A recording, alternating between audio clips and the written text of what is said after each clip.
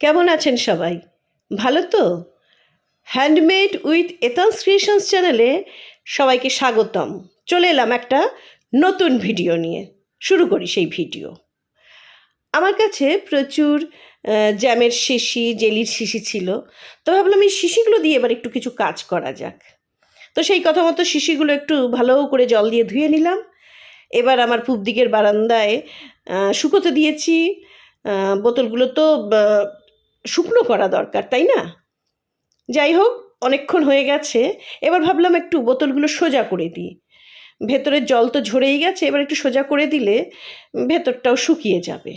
আর তারপর এই যে কটা বোতলের কাগজ ছাড়া খোলা আছে, ওপরের কভারটা ঠিক আছে, কিন্তু যেগুলোর ওপরের কভার খোলা নেই, ভাবছি এবার এরপরে সেই ওপরের কভারগুলো খুলে নেব। আমার ছেলেদের ছোটোবেলার প্রচুর জামা প্যান্ট রয়েছে।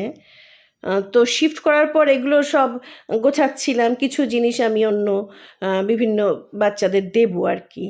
তো দেখলাম তার মধ্যে কিছু কিছু জামা বা প্যান্টের বলুন, ওপরে কি সুন্দর সুন্দর সব ছবি রয়েছে।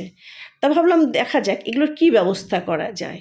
প্রচুর জামা কাপড় গুছিয়েছি, কিছু তো দেবই বিভিন্ন অনাথ বাচ্চাদের যাদের দরকার, নিডি পিপল। যাই হোক, এবার সেখান থেকে আর যেগুলো মনে হলো এই ছবিগুলো কাজে লাগানো যায়, সেই ছবিগুলো নিয়ে আমি একটু চিন্তাভাবনা শুরু করলাম।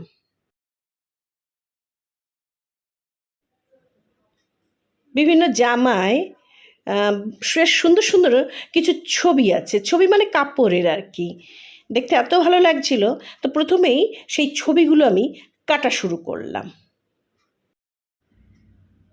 এরপর আর একটা দুটো জামার থেকেও কিছু কাপড়ের টুকরো কেটে নিলাম। এবার যে টুকরো ছবিগুলো কেটে নিয়েছি বা কাপড়গুলো কেটে নিয়েছি, সেখানে আঠা লাগানো শুরু করলাম। আর তারপর সেটা কি করলাম, এই শুকিয়ে যাওয়া বোতলগুলোতে সুন্দর করে লাগানো শুরু করলাম। দেখুন কি সুন্দর লাগছে না দেখতে। এইভাবে বেশ কয়েকটা বোতল আমি তৈরি করে ফেললাম। আর এই যে ফেভিক্রিল, এই আঠাটা আমি ইউজ করেছি। দেখুন কি সুন্দর ফুলদানি তৈরি হয়ে গেছে।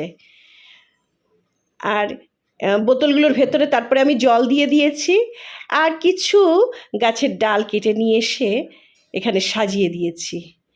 প্রথমে 3টে ফুলদানি এরকম বানিয়েছিলাম, তারপরে ভাবলাম না আরেকটু বেশি বানাই, আরও 2টো করলাম, টোটাল 5টা করেছি।